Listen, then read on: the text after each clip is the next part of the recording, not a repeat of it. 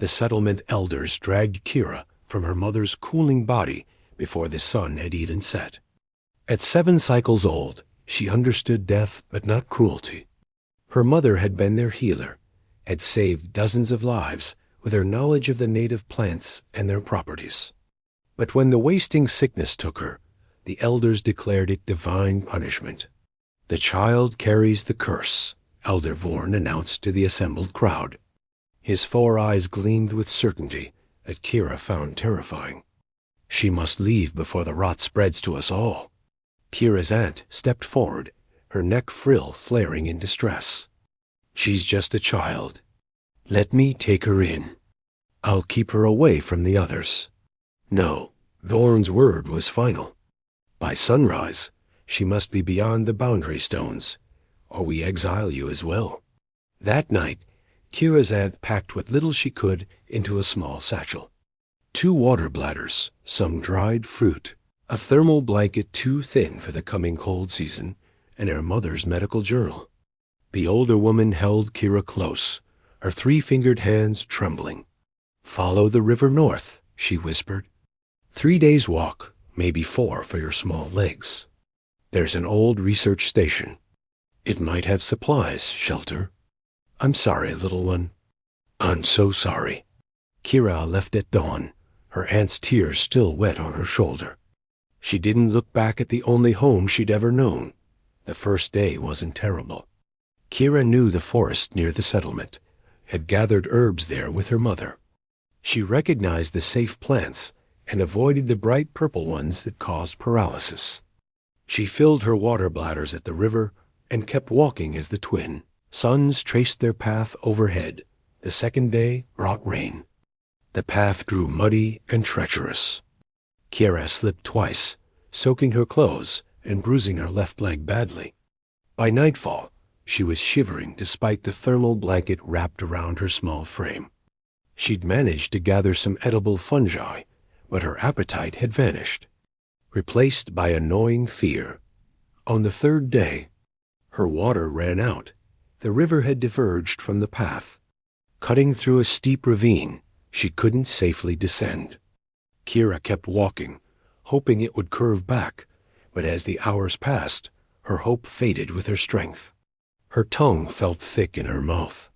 Her vision began to blur at the edges. She collapsed on the 4th day. The research station was nowhere in sight. Perhaps her aunt had been wrong about the distance. Perhaps Kira had taken a wrong turn in her delirium. It didn't matter anymore.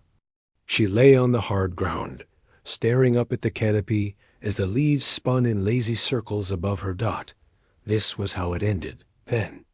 Alone in the wilderness, too weak even to cry. She must have lost consciousness, because when she opened her eyes again, a face loomed above her. Kira's first thought was that death had finally come to collect her. But death, she imagined, wouldn't look so worried. The creature was unlike anything she'd seen in her mother's books or the settlement's archive screens. It had only 2 eyes, both the same pale blue color.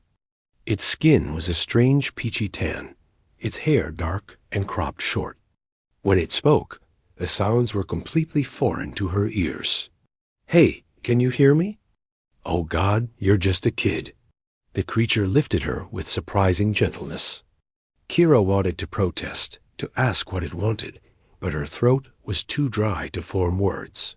She felt herself being carried, the steady rhythm of the creature's footsteps somehow comforting. When she woke again, she was in a bed. An actual bed, not a sleeping mat on the ground. The room around her was metal and plastic, filled with humming machines. A clear tube connected to her arm, feeding liquid into her body. The relief was immediate and overwhelming. The strange creature sat in a chair nearby, watching a glowing screen. When it noticed she was awake, it set the screen aside and approached slowly, hands raised in what might have been a gesture of peace. "Easy there. You're safe. I'm Jack, by the way. Human. From Earth, though I doubt that means anything to you." The creature, Jack, tapped its chest. "Jack, Kira," she managed, her voice hoarse. Jack's face split into what she would later learn was a smile. Kira, good name. You gave me quite a scare out there. Another few hours, and I don't think I could have saved you. Over the following days, Kira learned about humans. Jack was a xenobiologist, part of an Earth expedition studying the planet's ecosystem. His research station was small, designed for a single occupant, but he made space for her without complaint. He taught her his language through a translation device that mapped her words to his and vice versa. The learning curve was steep, but Kira's mother had always said she had a gift for languages. Within a week, they could have basic conversations without the device. Your people did this to you? Jack asked one evening as they ate dinner. He'd prepared something he called soup, and while the flavors were strange, it was warm and filling. Threw you out because your mother died? Kira nodded, stirring her bowl with her spoon. They thought I carried her curse, that I would bring death to the settlement. Jack's jaw tightened in a way that made his face look hard. That's not how disease works. That's not how any of this works. He took a deep breath, visibly calming himself. I'm sorry. That must have been terrifying. You saved me, Kira said quietly. Why? The question seemed to confuse him. Why? Because you needed help. Because you're a kid lost in the wilderness. I couldn't just leave you there, but I'm not your kind. So what? Jack leaned forward, his expression earnest. Where I come from, we have a saying. We're all we've got out here. Humanity learned at the hard way. When we finally made it to the stars, we found a universe that was vast and often hostile. We survived because we helped each other, and because we helped the people we met along the way, even when they didn't look like us. Kira didn't fully understand, but something in his words resonated deep in her chest. The weeks passed. Jack continued his research, and Kira helped where she could. She showed him which plants her mother had used for medicine, information that made his eyes light up with excitement. He taught her about Earth, about humans, about the broader galaxy she'd never imagined existed. There are thousands of species out there, Jack explained one night, pointing at the stars through the station's observation window. Some are friendly, some keep to themselves, and some are hostile. But humanity's made a lot of friends over the centuries. We trade, we share knowledge, we help each other survive. Do you think I could see them? Kira asked. The other worlds? Jack was quiet for a moment. I don't see why not. You're smart, Kira, really smart. And brave. You survived 4 days in the wilderness at 7 years old. That's incredible. But their time together was limited. 3 months after he'd found her, Jack received a transmission. His replacement was arriving early. Budget cuts meant the research program was being downsized, and Jack had to return to Earth. I'm not leaving you here, Jack said firmly when he broke the news.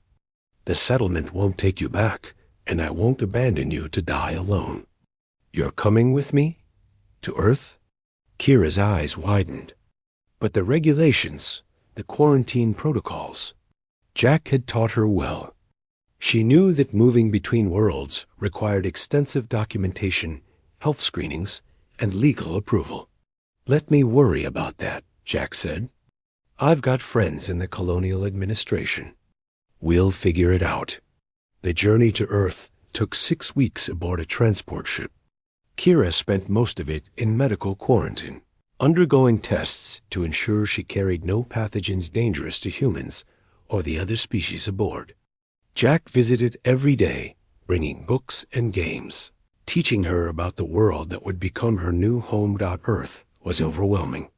So many people, so many buildings, so much noise and light and movement.